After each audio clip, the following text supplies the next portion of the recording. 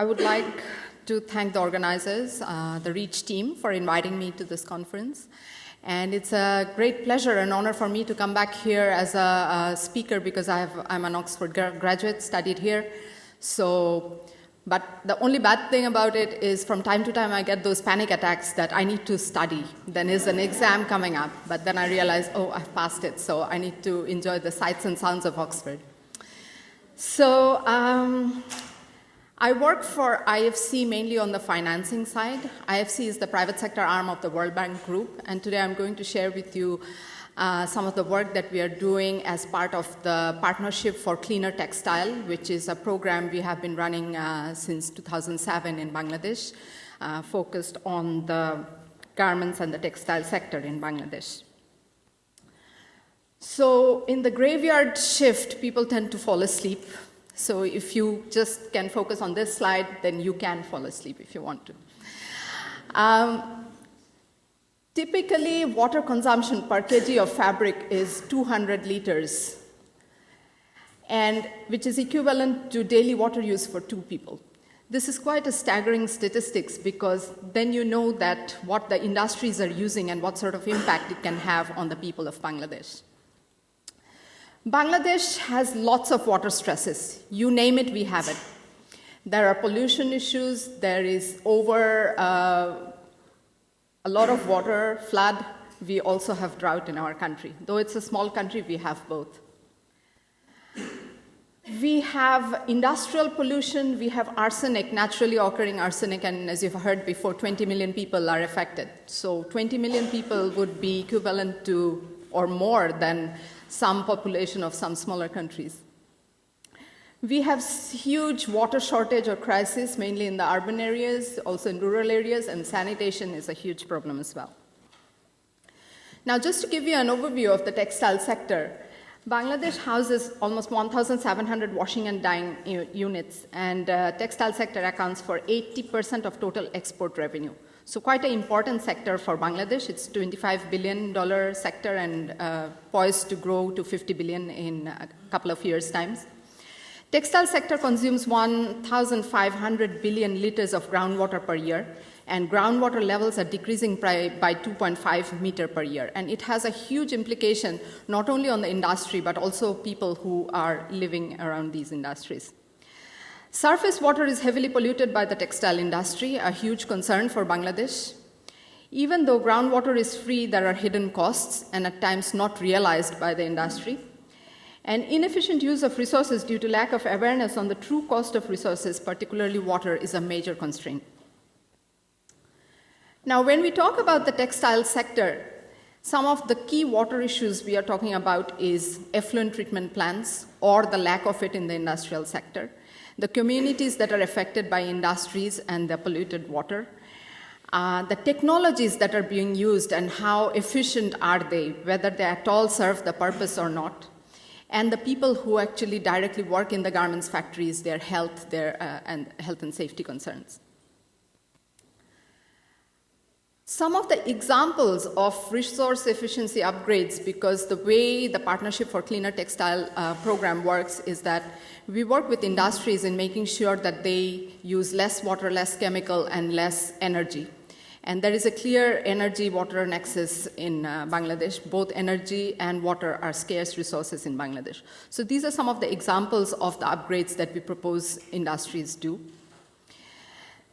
These are some of the benefits for businesses. At the local level, if you know that you don't have to pay for water, you can use as much water as you want. But there are also market reasons and commercial economic reasons for which people tend to reduce resource use.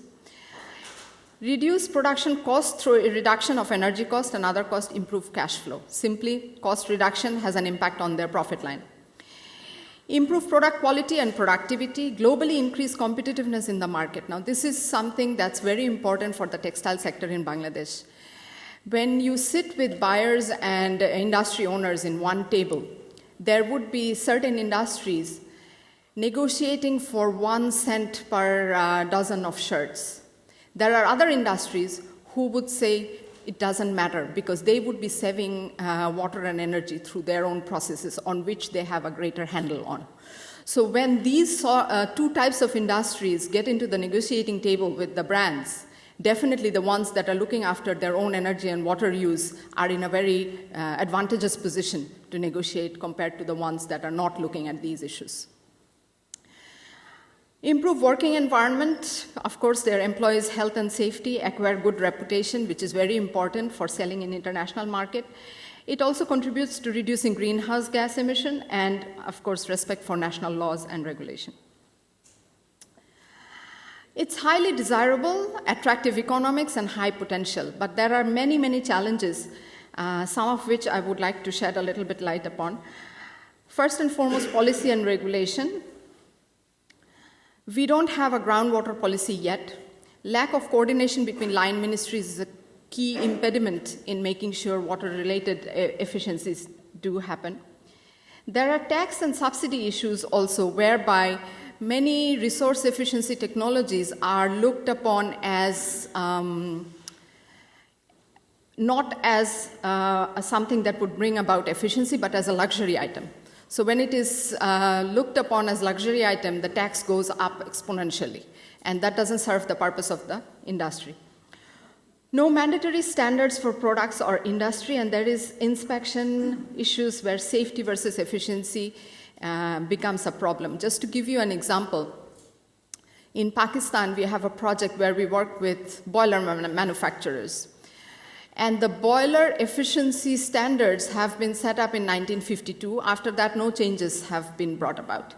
So there are regular inspections happening at the industry level where the inspectors do come in, but they look at only safety parameters and never look at efficiency parameters.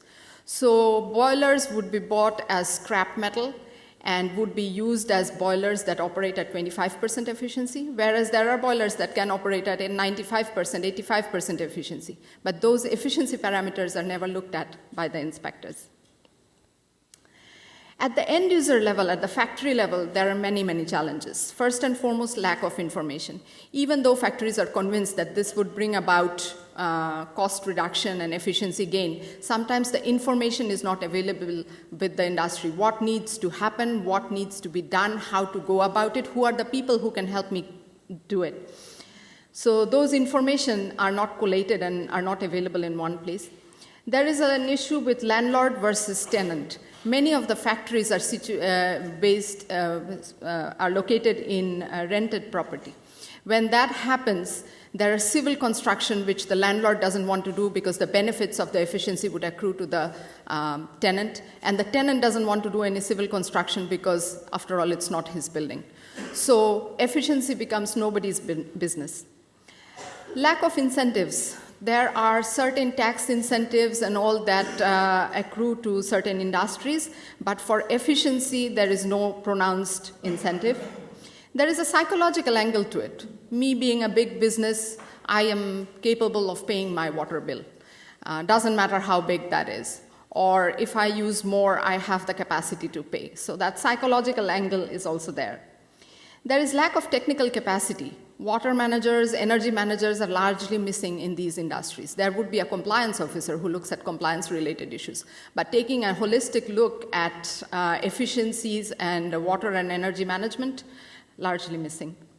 Lack of budget for these sort of things. Some of the technologies have long payback period. That's a great hindrance for people to decide whether to go for it or not. And efficiency is not a core corporate strategy. They would think about a lot of things, plannings around what to produce, how to produce, in how much time, but efficiency by this time round, these sort of planning don't take place. As a result, there are many factories that I visit in Bangladesh, state-of-the-art building, but they never thought that effluent treatment plant would be something that you'll need to put up, or this would be related to compliance, or there would come a time when the buyers would ask for it. As a result, they have such nice facility, but no effluent treatment plant. And without an ATP, they cannot get businesses from the international buyers. So the business is suffering. The only way to go about is to tear down the whole building and build from scratch, which at times becomes difficult.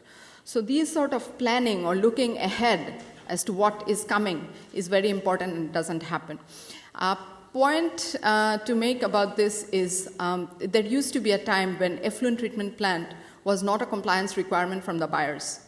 So A lot of people, especially the suppliers, thought that it would never come as a mandatory compliance requirement. And bad planning has led to a lot of pollution, which now requires cleaning up or now is a huge problem. Same goes true for energy efficiency and water efficiency. It's not related to compliance.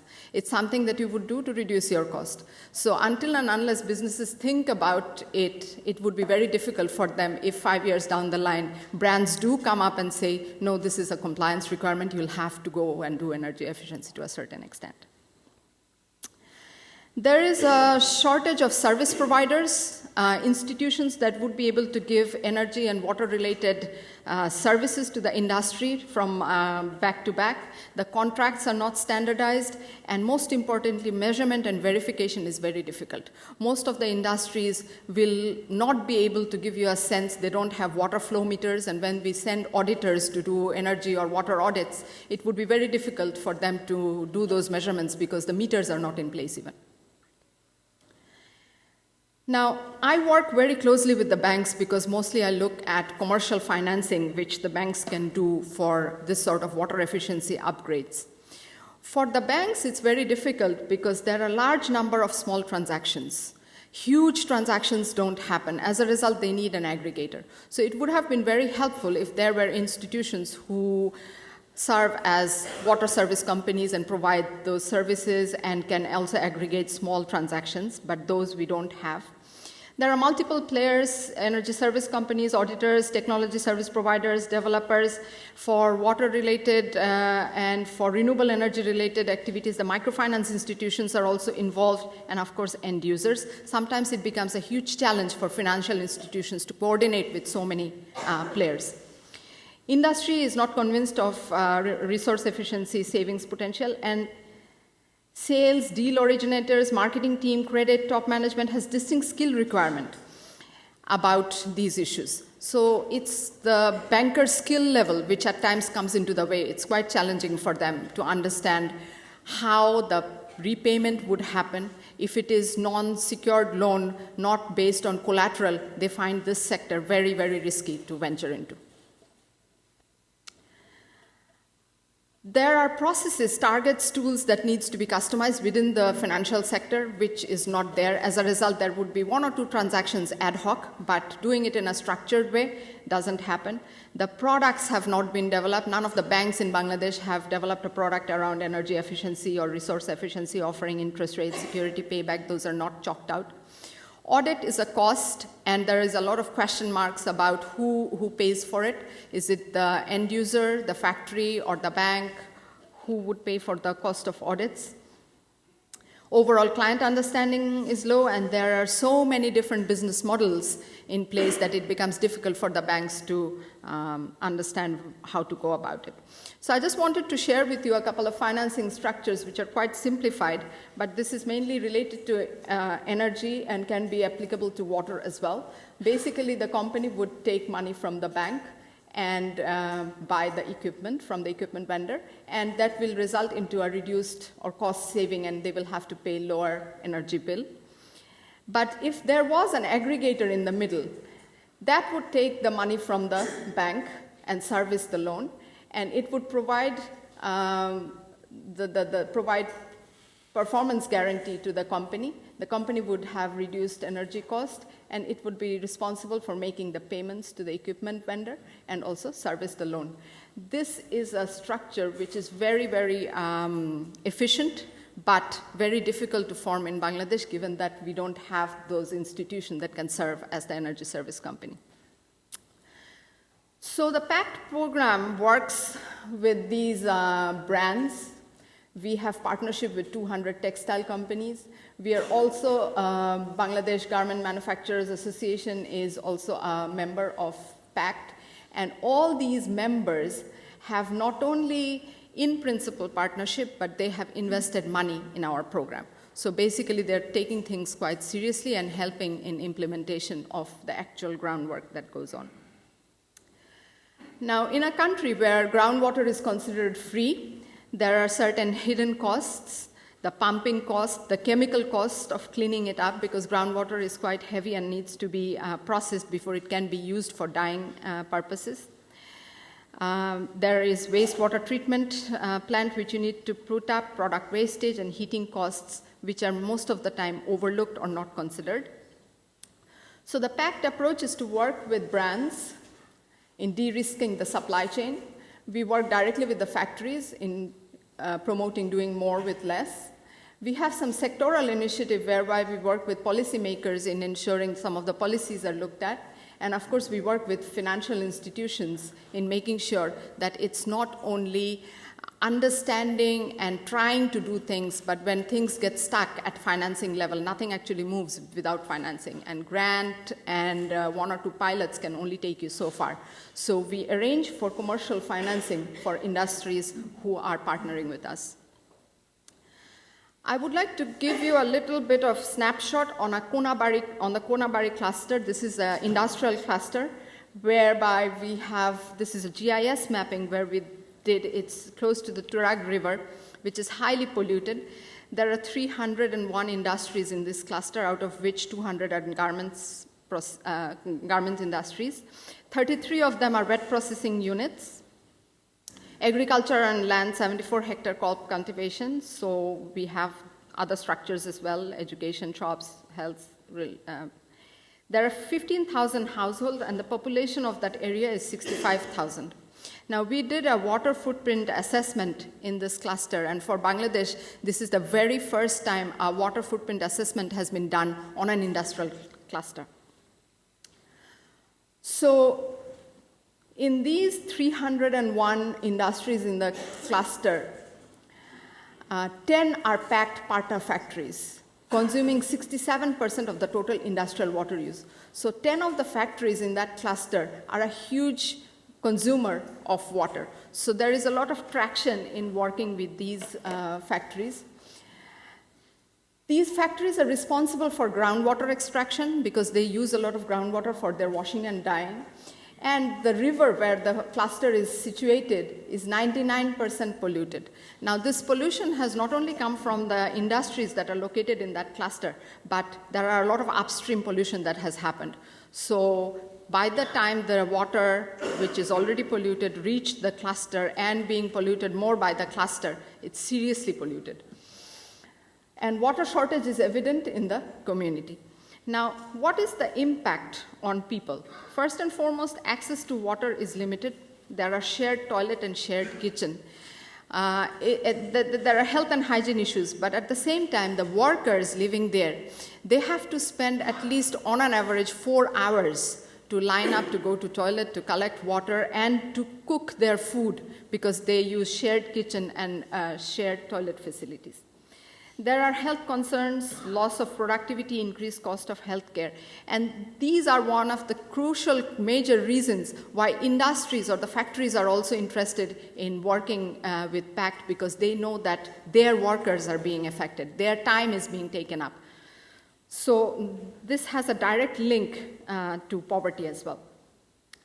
So basically, we started with the objective to mobilize cluster community, textile factories, and local government to develop joint vision and roadmap to move towards a cleaner cluster.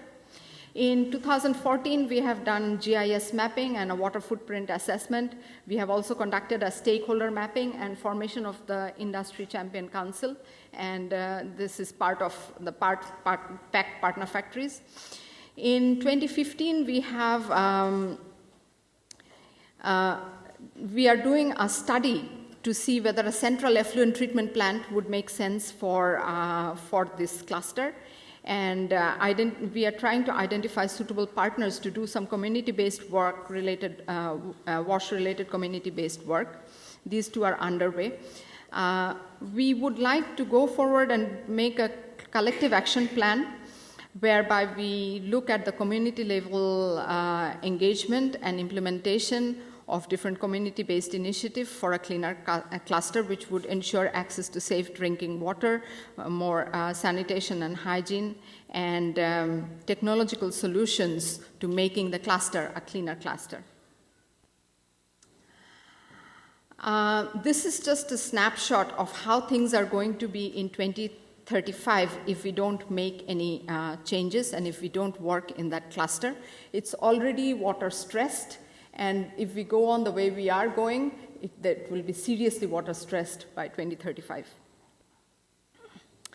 Some of the key findings of the water footprint assessment is that the cost related to water abstraction will increase by 600% if we carry on the way we are carrying on. And if there is a 10 to 20% increase, then the cost would go up by 700 to 800% in the next 20 years. So something of concern for the industry. The cleaner cluster actions must be taken by the stakeholders, and it has to be a joint effort of all the stakeholders. It cannot be the industry working in isolation or the community members working in isolation. So coordinating all the stakeholders in making sure a cleaner cluster actually happens is quite challenging, and that's a facilitating role which IFC plans to play. And these are some interesting statistics which we extrapolated from our work in the textile sector.